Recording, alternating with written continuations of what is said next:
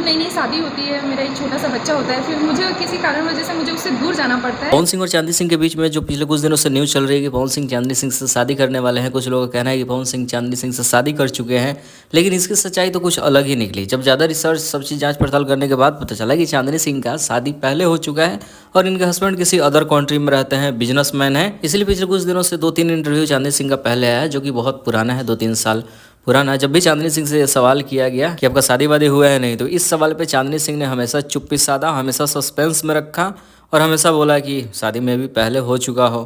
2-3 interview है ऐसे। अब इस वजह से लोग पवन सिंह पे शक करना शुरू कर दिए कि चांदनी सिंह का शादी पवन सिंह से हो गया है, चोरी चोरी चुपके चुपके शादी कर लिया है लोग।